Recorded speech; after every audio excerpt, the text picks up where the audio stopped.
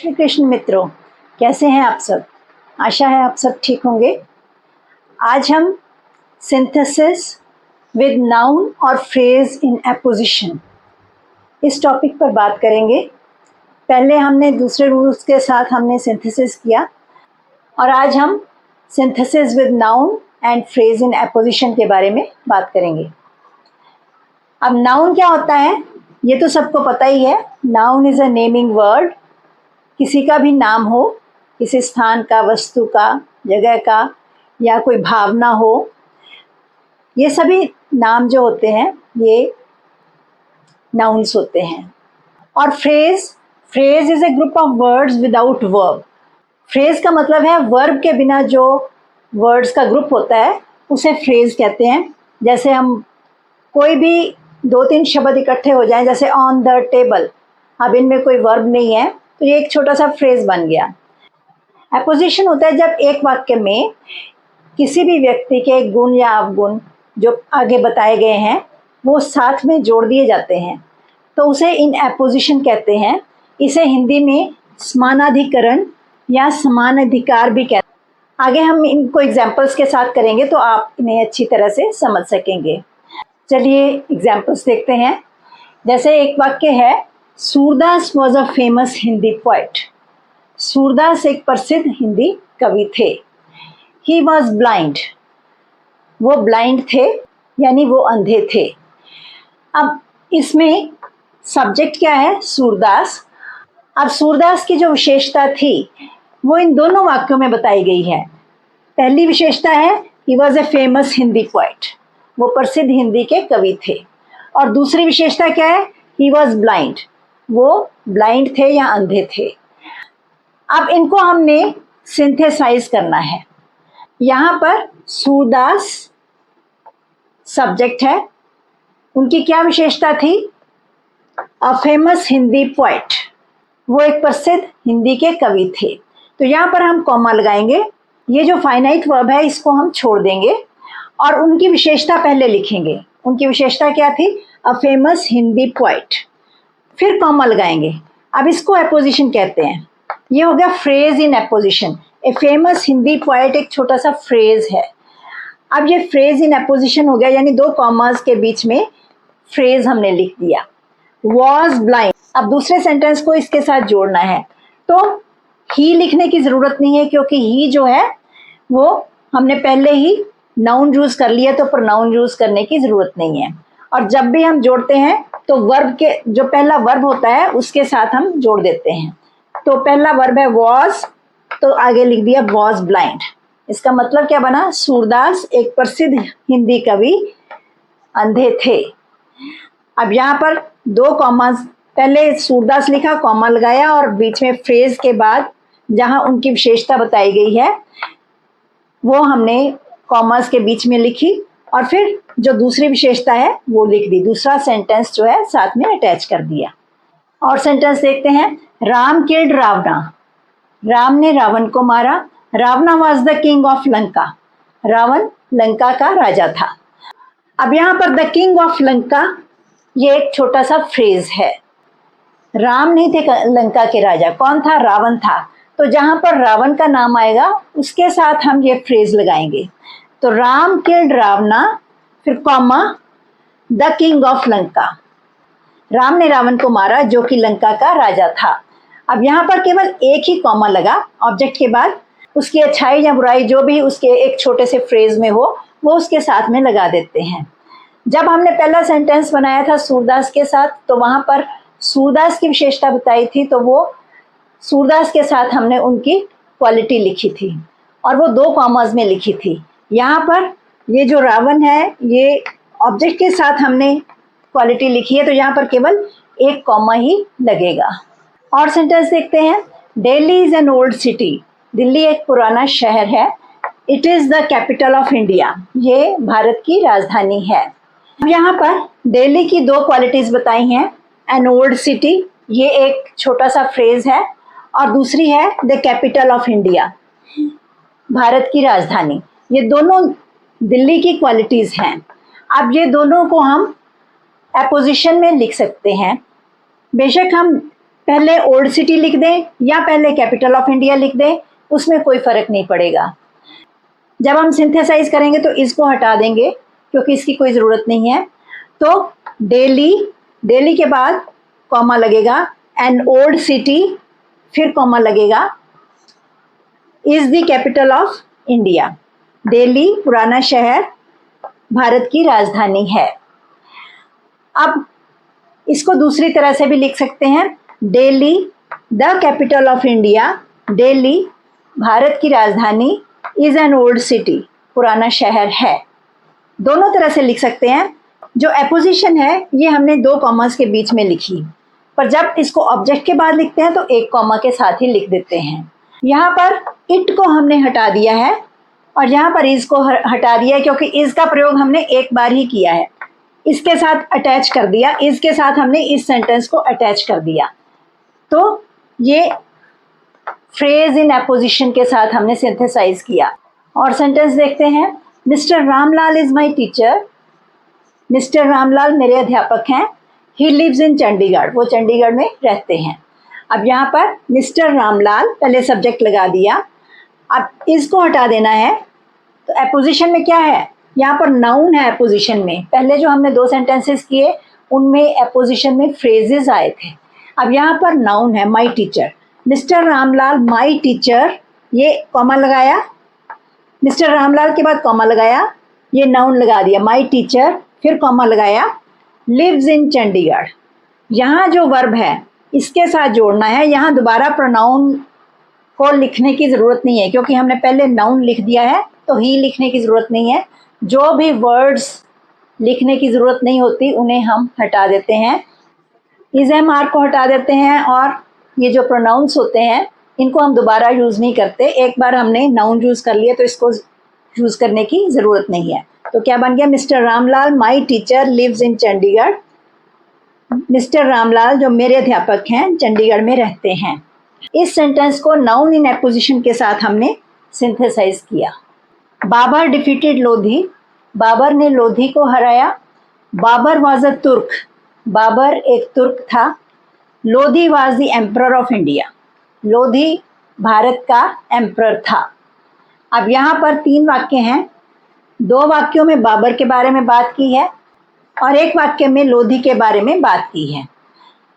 अब पहले हम बाबर की क्वालिटीज देखते हैं। बाबर, बाबर कौन था, अ तुर्क, ये नाउन हमने साथ में लगा दिया। लोधी के बारे में जो कहा गया है वो उसके बाद लिखेंगे, कॉमा लगाकर द एम्परर ऑफ इंडिया। सबसे बड़ी बात होती है हमने वाक्य का मतलब अच्छी तरह से समझना होता है और उस मतलब को अच्छी तरह से समझकर सेंटेंस बनाना होता है। अगर हम गलत वर्ड्स यूज़ करेंगे तो ऐसे भी लिख सकते हैं कि Babar was the emperor of India, इस तरह से भी साथ में जुड़ सकता है तो मतलब गलत निकल आएगा। या लोधी डिफीटेड, इस तरह से लिख देंगे लोधी डिफीटेड बाबर, तो वो भी मतलब गलत निकल आएगा। सबसे पहले तो हमें अंडरस्टैंडिंग होनी चाहिए कि मतलब हमें समझ आ गया, इन तीन सेंटेंसेस का मतलब हमें समझ आ गया है, तब हम इन्हें सिंथेसाइज कर सकते हैं। और सिंथेसाइज करते वक्त सबसे पहले बाबर, बाबर की क्वालिटी क्या है, अ तुर्क, ये अपोजिशन में लिखा। डिफीटेड लोधी, ये हमने इसके बाद लिख दिया। बाबर एक तुर्क ने लोधी को हराया। अब लोधी कौन था, द एम्परर ऑफ इंडिया। अब लोधी वाज दोबारा लिखने की ज़रूरत नहीं है, यहाँ पर हमने लिख दिया है लोधी, तो फिर लोधी वाज लिखने की ज़रूरत नहीं है। केवल एक ही वर्ब जो है डिफीटेड, ये मेन वर्ब ही हमने यहाँ पर यूज़ किया। ये जो वाज, जो दो वर्ब्स हैं, ये यूज़ करने की ज़रूरत नहीं पड़ी। इस तरह से हमने इन तीन सेंटेंसेस को नाउन और फ्रेज इन एपोजिशन के साथ सिंथेसाइज किया। यहाँ पर तुर्क नाउन इन एपोजिशन है और यहाँ पर the emperor of India phrase in apposition है। आगे सेंटेंस देखते हैं, I have never been to Bombay, मैं कभी बॉम्बे नहीं गया। It is the biggest sea port of India, ये भारत का सबसे बड़ा बंदरगाह है। अब इनको हमने सिंथेसाइज करना है। यहाँ पर किस शब्द के बारे में व्याख्या की गई है, बॉम्बे के बारे में। तो हम बॉम्बे के साथ जो एपोजिशन है उसका प्रयोग करेंगे। I have never been to Bombay, इसको हम वैसे ही लिख देंगे, मैं कभी बॉम्बे नहीं गया। आगे फिर कॉमा लगाएंगे, the biggest sea port of India. अब बॉम्बे है क्या, it is the biggest sea port of India. यहाँ कॉमा लगाकर वहाँ की विशेषता बता दी। यहाँ पर केवल एक ही कॉमा लगा, तो यहाँ पर हमने कौन से शब्द हटाए, इट इज़। इस तरह से हमने दोनों वाक्यों को सिंथेसाइज किया।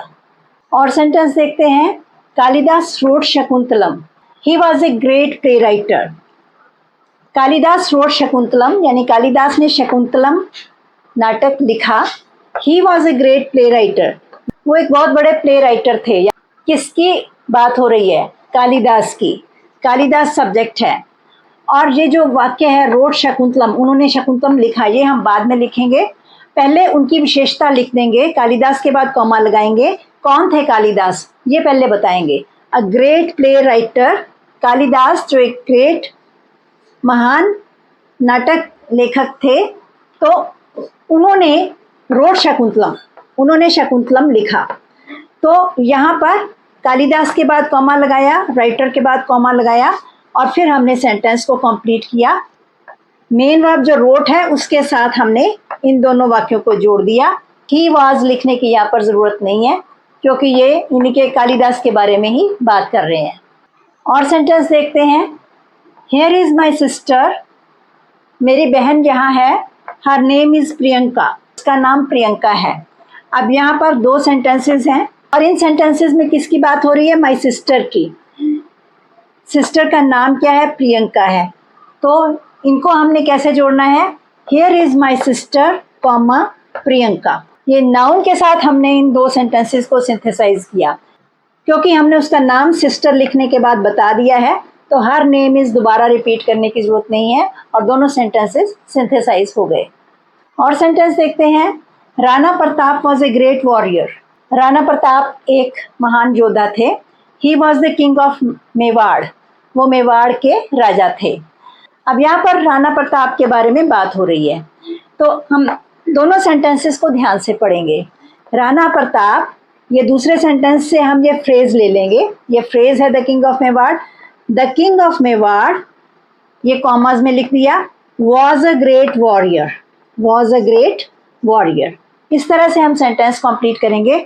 हमने क्या किया, राणा प्रताप के बाद उनकी विशेषता पहले लिख दी, और फिर उनके बारे में आगे बताकर वाक्य ख़त्म किया।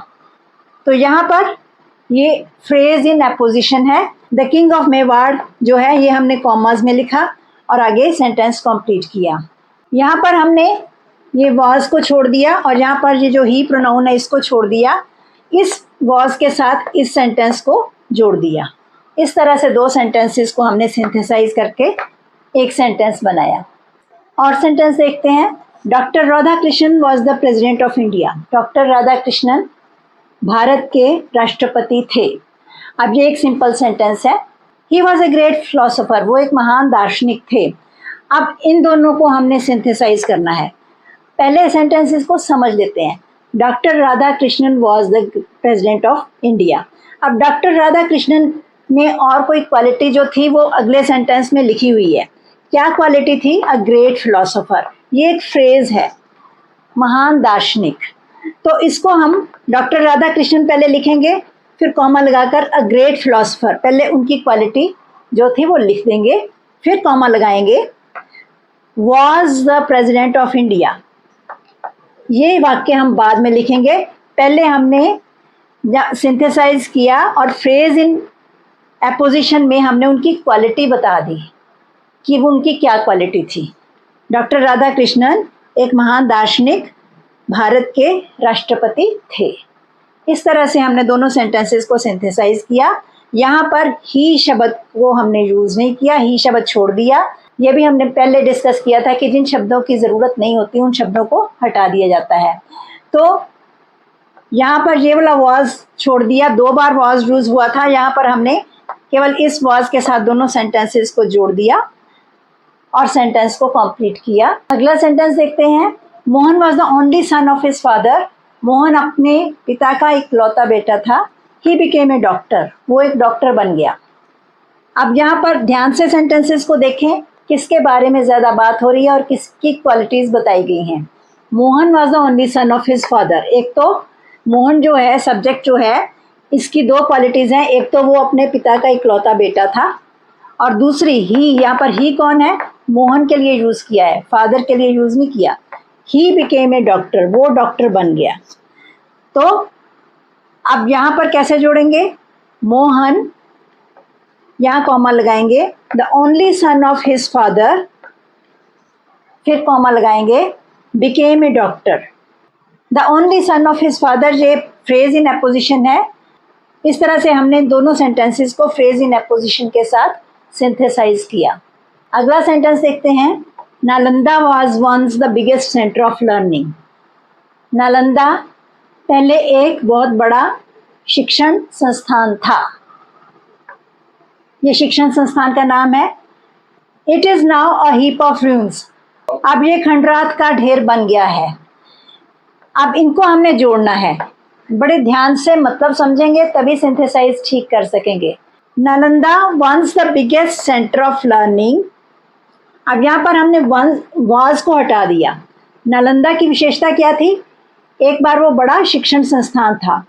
नालंदा कॉमा लगाया, once the biggest centre of learning, ये फ्रेज बन गया, और ये फ्रेज को हमने नालंदा के साथ लगा दिया। अब हमने सेंटेंस को कंप्लीट करना है। क्या हुआ उस नालंदा का, is now a heap of ruins, अब वो खंडरात का ढेर है। Is now a heap of ruins, जो मेन बात करने से पहले हमने नालंदा की जो विशेषता थी वो दो कॉमर्स के बीच में बता दी।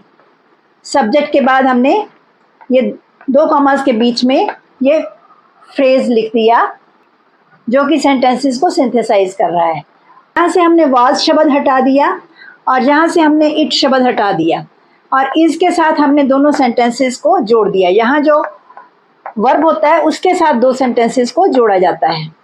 तो Nalanda once the biggest centre of learning, Nalanda जो पहले एक बहुत बड़ा शिक्षण संस्थान था, is now a heap of ruins, अब वो खंडरात का ढेर है।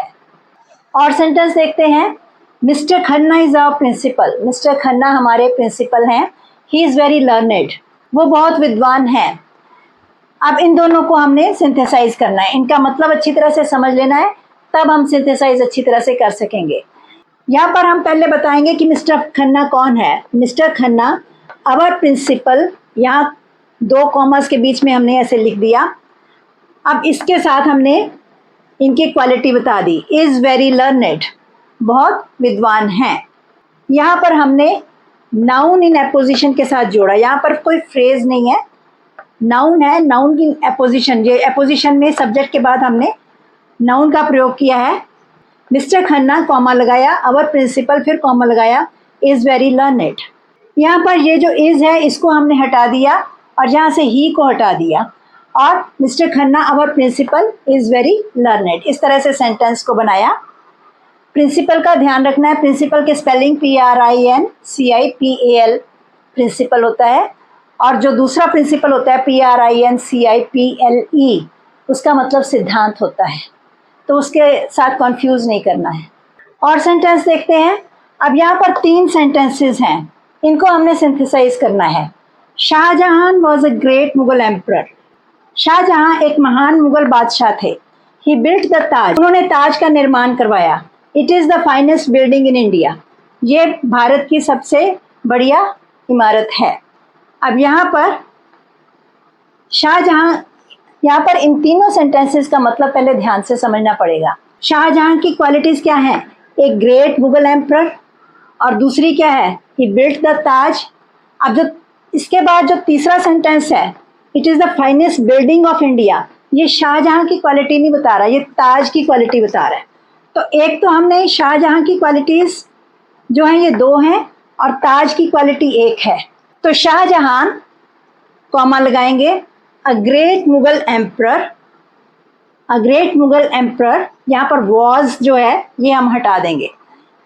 अब उन्होंने क्या किया, फिर कॉमा लगाएंगे, बिल्ट द ताज, ही लगाने की ज़रूरत नहीं है, यहाँ से वॉज हटाया, यहाँ से ही हटाया, बिल्ट द ताज। शाहजहां महान मुगल शासक ने ताज का निर्माण करवाया। अब ताज की क्या विशेषता है? It is the finest building of India. Taj के बाद फिर कॉमा लगाएंगे, the finest building in India. जो जिसकी विशेषता है उस शब्द के पीछे उसकी विशेषता बताई गई है। अब ताज की विशेषता है the finest building in India, तो ताज के पीछे कॉमा लगाएंगे, the finest building in India लिखेंगे।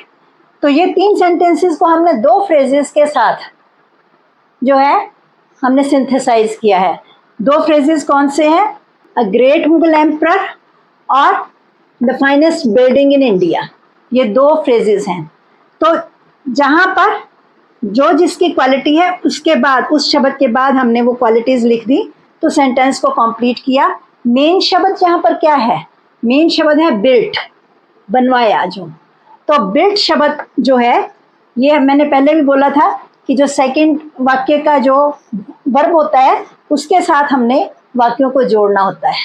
यहाँ पर जो इट इज़ है इसको लिखने की ज़रूरत नहीं है, क्योंकि हम ताज हमने लिख दिया है, तो ये इट इज़ जो है ये ताज के लिए ही है, प्रोनाउन है, तो इट इज़ लिखने की ज़रूरत नहीं है। तो इस तरह से हमने इन सेंटेंसेस को फ्रेजेस के साथ सिंथेसाइज किया। और सेंटेंस देखते हैं। यहाँ पर हमारे पास 3 सेंटेंसेस हैं और इन तीनों सेंटेंसेस को हमने सिंथेसाइज करना है। Mahatma Gandhi was a lover of peace. Mahatma Gandhi शांति के पुजारी थे। He had once been a lawyer. वो एक बार वकील भी रहे। He preached non violence. उन्होंने अहिंसा का पाठ पढ़ाया। अब इन तीनों को हमने सिंथेसाइज करना है। इन तीनों में महात्मा गांधी के क्वालिटीज़ बताई गई हैं। Mahatma Gandhi was a lover of peace. He had once been a lawyer. He preached non-violence. तो हम पहले सब्जेक्ट को लिख देंगे Mahatma Gandhi a lover of peace, ये फ्रेज को यूज करेंगे। अब इन दोनों सेंटेंसेस को एंड के साथ हम जोड़ सकते हैं। And once been a lawyer, और एक बार जो लॉयर रह चुके थे। प्रीच नॉन वायलेंस, इसका क्या बनेगा? महात्मा गांधी जो शांति के पुजारी थे और एक बार वो लॉयर रह चुके थे, उन्होंने अहिंसा का पाठ पढ़ाया। और जो फालतू के शब्द हैं वो हम हटा देंगे, जैसे यहाँ से वॉज हटा दिया, ही हैड हटा दिया, और फिर से ही जो दोबारा यूज़ किया है इसको हटा दिया। तो इन तीनों सेंटेंसेस को हमने सिंथेसाइज किया। आगे और सेंटेंसेस देखते हैं। Mathura is a place of pilgrimage. Mathura तीर्थ का स्थान है। It stands on Yamuna. ये यमुना के तट पर स्थित है। Yamuna is one of the holiest reverse in India. Yamuna Bharat में सबसे पवित्र नदियों में से एक है। अब ये 3 सेंटेंसेस हैं। अब तीनों को हमने सिंथेसाइज करना है। तो यहाँ पर फ्रेजेस कौन कौन से हैं? A place of pilgrimage, the holiest reverse, one of the holiest reverse in India, ये फ्रेजेस हैं। अब सबसे पहले मतलब को अच्छी तरह से समझना है कि कौन क्या है। अब मथुरा क्या है? जो तीर्थ का स्थान है। तो कैसे लिखेंगे? Mathura a place of pilgrimage, Mathura की जो विशेषता है वो लिख दी। अब ये कहाँ स्थित है? Stands on the Yamuna. इसको हमने साथ में सेकंड जो सेंटेंस है इसके वर्ब के साथ जोड़ दिया। Stands on the Yamuna, Yamuna किनारे स्थित है। अब यमुना की विशेषता तीसरे वाक्य में बताई है। Yamuna is one of the holiest reverse in India. अब मथुरा की विशेषता नहीं है, ये है यमुना की विशेषता। तो ये यमुना के बाद लिखेंगे यमुना, फिर कॉमा लगाया, one of the holiest reverse in India. ठीक है, यमुना जो कि भारत की सबसे पवित्र नदियों में से एक है। इस तरह से ये सिंथेसाइज हो गया। Mathura a place of pilgrimage, stand on the Yamuna, one of the holiest reverse in India. Mathura तीर्थ स्थान, मथुरा एक तीर्थ स्थान यमुना किनारे स्थित है, जो कि यमुना, अब यमुना की बात हो रही है, यमुना जो कि भारत की सबसे पवित्र नदियों में से एक है। इस तरह से हमने इनको सिंथेसाइज किया।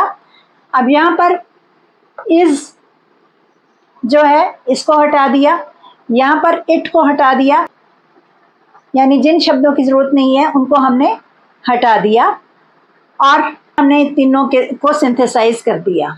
अगला सेंटेंस देखते हैं। Air is the first necessity of life. हवा हमारी ज़िंदगी की सबसे पहली ज़रूरत है। It is the gift of nature, ये प्रकृति का तोहफा है। अब यहाँ पर सेंटेंसेस को समझना है, इनको हमने सिंथेसाइज करना है। एयर, हवा, क्या है हवा? अब इसकी जो क्वालिटी है, ये जो फ्रेज है द गिफ्ट ऑफ नेचर, इसको हमने इसके साथ जोड़ दिया। Air the gift of nature, हवा जो कि प्रकृति का तोहफा है, is the first necessity of life, जिंदगी की पहली ज़रूरत है। हमने यहाँ पर फ्रेज इन एपोजिशन के साथ इन दो सेंटेंसेस को सिंथेसाइज किया और यहाँ पर इज को हटा दिया और यहाँ पर इट को हटा दिया और ये वाला जो इज है इसके साथ हमने दोनों सेंटेंसेस को जोड़ दिया। Air the gift of nature is the first necessity of life. आप भी इस तरह से सेंटेंसेस को सिंथेसाइज करने की कोशिश करें।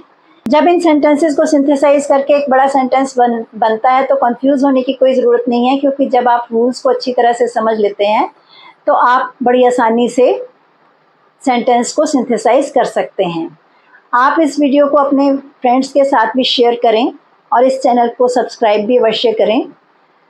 अगले वीडियो में हम नए रूल्स के साथ सेंटेंसेस को कैसे सिंथेसाइज करते हैं इसके बारे में बात करेंगे। आज के लिए इतना ही। धन्यवाद। Stay blessed.